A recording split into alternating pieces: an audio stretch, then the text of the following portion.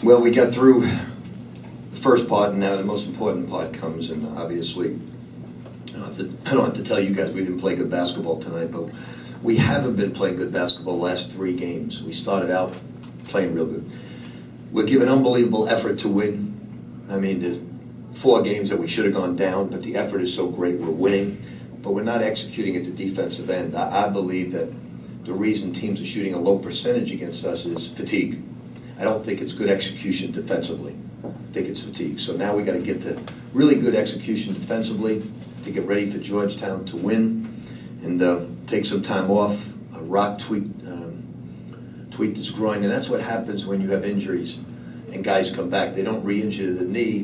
What happens is they haven't played in so long, they hurt their hamstring, they pull their groin, something else happens to them. So he, I think, pulled his groin, and we got to get Swap playing a little better basketball. We got to get Shane playing better, the whole team. So we'll take off and come back and go to work and get ready for Georgetown. How many days you got to take off? That's none of your business.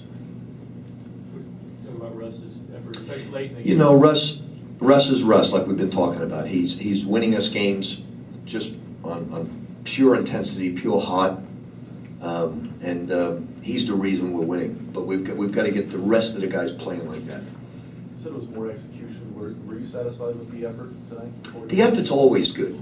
It's the execution that's poor. And, you know, I think there's reasons for that.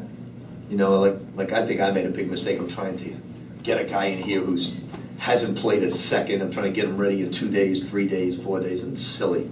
I mean, I'm just putting the young man in a bad light, in a bad situation. These guys have been playing since the summer. There's so many keys, and I'm trying to get him in a situation. And it's easy to do if you get a lead and you get up some points. But when you're down, it's not easy to get him playing time. Did they just have a bad night, or did they do anything to him, or? He did have a bad night, and he's falling down a lot. You know, that's something we've seen in the past. He's on the ground too much, losing his balance, and so we got to get him to get back to his game right now. But he's had a bad couple of nights. I think the whole team has. We've played poorly the last few times, but I admire them greatly. Their grit and the way they fight to come back and fight to win. When you have that as your common denominator, good things can happen when you branch out from that. Could some of Shane's struggles be attributed to playing Western Kentucky and some guys he was familiar with in high school days? Anybody have any other questions? I'm going to answer intelligent questions. I'm not saying it's not intelligent, but come on. Coach, in the 22-3 Search it run, now. in the middle of the second half, you guys went on like a 22-3 run. What was going right there? Was it just their fatigue? Yeah, I think there's a certain point, you know, where that happens. But what was happening with us is they were doing some really good things against our zone, and we weren't communicating verbally, and they had some wide open shots, and we're just watching Gorky do too much, and we got to give him some help. Kyle Kurick's got to give him some help on the glass. I mean, Gorky he's a one-man wrecking crew inside, and you know he's the only one battling on the glass. Kyle's got to get in and give us some help. So and he will. It's just one of those nights where you're lucky to win. You got to give all the credit to Western Kentucky. They're 4-8, and they were playing like they were 8-4. So you got to give them all the credit in the world. That speaks volumes. And Ken told me before the game he has really a terrific group of guys.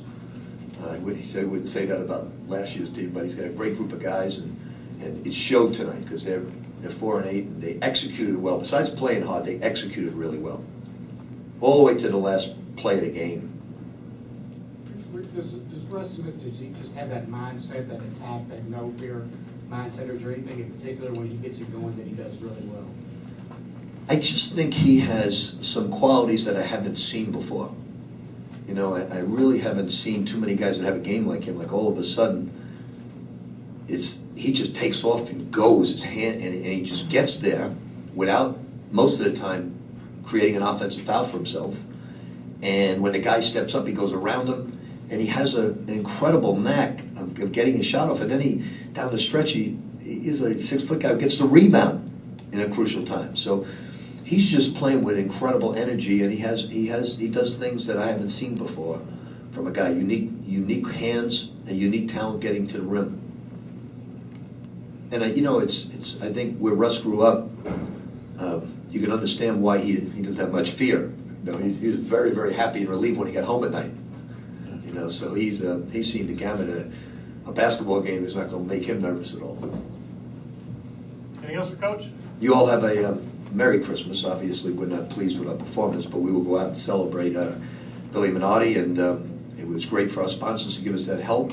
We appreciate all your coverage, and we wish you all a Merry Christmas. And we've got a great schedule coming up.